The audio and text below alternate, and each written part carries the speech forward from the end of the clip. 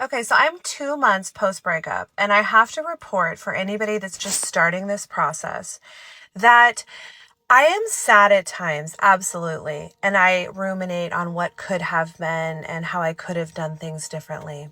But I have to say that my overall peace and happiness level is much higher than when I was in the relationship. Because as I've detailed on this app,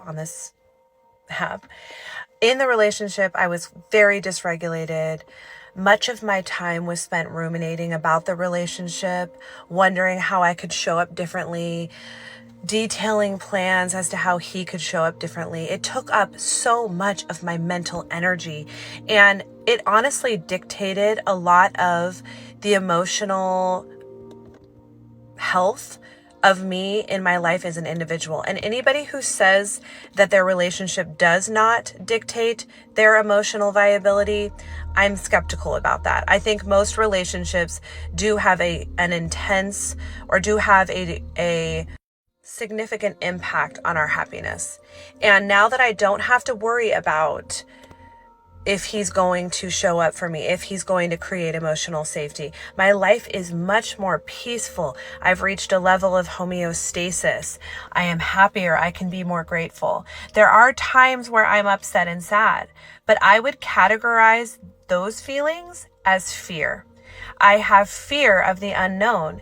At least in my relationship, I knew what to expect, and I didn't have to fear being alone in the future. I didn't have to fear a future that I didn't know, a set of circumstances that I couldn't predict.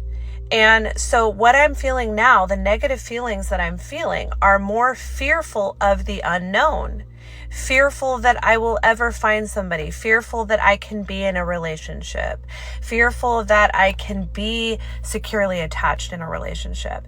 And when you really break that down, that doesn't have a lot to do with him or the relationship itself.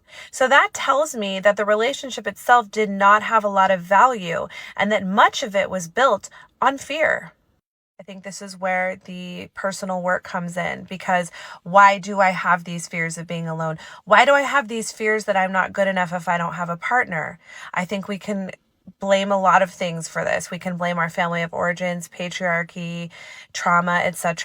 But this is where the personal work comes into play. I will always say that I would rather do my own self-regulating, and I would rather do that shadow work than be in a relationship where I'm continually let down, my needs are not met, and I'm disappointed over and over again.